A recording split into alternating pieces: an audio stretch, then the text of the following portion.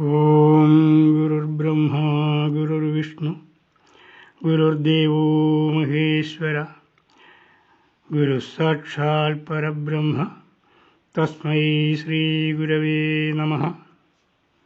പ്രിയ ശ്രോതാക്കളെ, പഠിതാക്കളെ, ഇന്ന് ദർശനമാലയിലെ 5-ാം അധ്യായമായ ഭാനദർശനത്തിലെ 2-ാമത്തെ ശ്ലോകത്തിൻ്റെ അർത്ഥം പറയുന്നു. ശ്ലോകം: സ്ഥൂലം സൂക്ഷ്മം കാരണം ച തുര്യം ചേതി ചതുർവിധം ഭാനാശ്രയം ഹിതം നാമ ഭാനസ്യാപ്യുപചര്യതേ. ഒന്നും കൂടി: സ്ഥൂലം സൂക്ഷ്മം കാരണം ച തുര്യം ചേതി ചതുർവിധം ഭാനാശ്രയം ഹി തന്നാമ ഭാനസ്യാപ്യുപചര്യതേ. അർത്ഥം: സ്ഥൂലം എന്നും സൂക്ഷ്മം എന്നും കാരണം എന്നും തുര്യം എന്നും 4 ഭാനാശ്രയങ്ങളുണ്ട്. ഇവയെ ആശ്രയിച്ചുണ്ടാകുന്ന ഭാനങ്ങൾക്ക് സ്ഥൂലഭാനം, സൂക്ഷ്മഭാനം, കാരണഭാനം, തുര്യഭാനം എന്നിങ്ങനെ 4 വിധം നാമങ്ങളും ആകുന്നു. ഇവിടെ 4 വിധ ഭാനങ്ങൾ ഉള്ളതായും അവയ്ക്ക് ഓരോന്നിനും വെവ്വേറെ ഭാനാശ്രയങ്ങൾ ഉള്ളതായും പറയുന്നു. എന്തിനെ ആശ്രയിച്ച് ഭാനം ഉണ്ടാകുന്നുവോ അതിനെയാണ് ഭാനാശ്രയം എന്ന് പറയുന്നത്. സ്ഥൂലം, സൂക്ഷ്മം, കാരണം എന്നിങ്ങനെ 3 ദേഹങ്ങൾ ഉള്ളതായി പറയപ്പെടുന്നു. സ്ഥൂലദേഹം എന്നത് പാഞ്ചഭൗതികമായ, പഞ്ചഭൂതങ്ങളാൽ നിർമ്മിതമായ ഈ ശരീരമാണ്.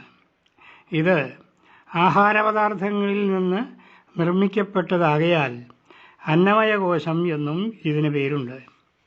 മാതാപിതാക്കൾ ഭക്ഷിച്ച ഭക്ഷണപദാർത്ഥങ്ങളിൽ നിന്നും രൂപപ്പെട്ട അണ്ഡം, ബീജം ഇവ ചേർന്ന് രൂപപ്പെട്ടതും മാതൃഗർഭത്തിൽ കിടന്ന് മാതാവ് കഴിച്ച ഭക്ഷണപദാർത്ഥങ്ങളെ ആശ്രയിച്ച് വളർന്ന് ശിശുവായി രൂപപ്പെട്ടതും ഭൂജാതനായ ശേഷം താൻ തന്നെ ഭക്ഷിച്ചു വളർത്തിയെടുത്തതും ആയ ദേഹം ആയതുകൊണ്ടാണ് ഇതിനെ അന്നമയം എന്ന് പറയുന്നത്. ഇതാണ് സ്ഥൂലദേഹം.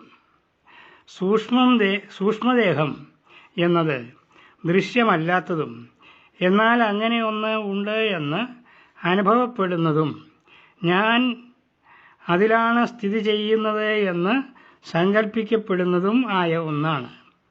മനസ്സ്, ബുദ്ധി, സൂക്ഷ്മേന്ദ്രിയങ്ങൾ, പ്രാണങ്ങൾ എന്നീ ആന്തരീയ ശക്തികളെ ആധാരമാക്കിയാണ് സൂക്ഷ്മദേഹം നിലകൊള്ളുന്നത്.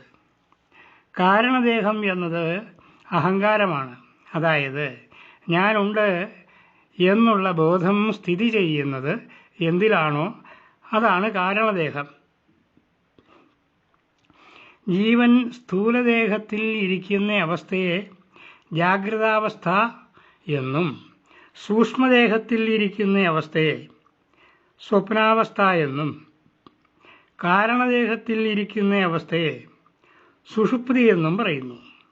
ഈ പറയപ്പെട്ട 3 ദേഹങ്ങളിൽ നിന്നും മുക്തനായി, അതായത് പ്രകൃതിയുടെ പിടിയിൽ നിന്നും പൂർണ്ണമായി മുക്തനായി, താൻ ദേഹാദികളല്ല, സാക്ഷാൽ ബ്രഹ്മം തന്നെയാണ് എന്ന അറിവിൽ എത്തി നിൽക്കുന്ന അവസ്ഥയെയാണ് തുരീയ അവസ്ഥ എന്ന് പറയുന്നത്.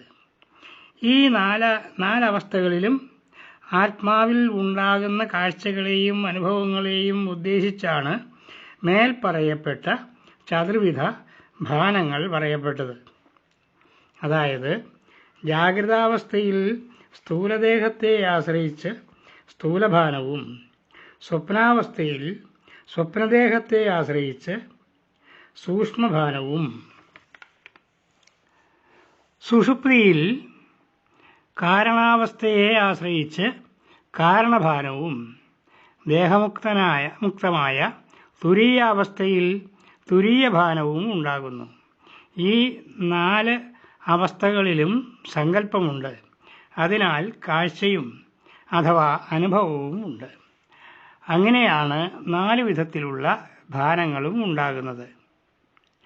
എങ്ങനെയെന്നാൽ ജാഗ്രതാവസ്ഥയിൽ സ്ഥൂലദേഹത്തിൽ ഇരുന്നു കൊണ്ട് ആത്മാവ് ലോകവീക്ഷണം ചെയ്യുന്നു. സ്വപ്നാവസ്ഥയിൽ മനസ്സിൽ ഇരുന്നു കൊണ്ട് സ്വപ്നവീക്ഷണം ചെയ്യുന്നു.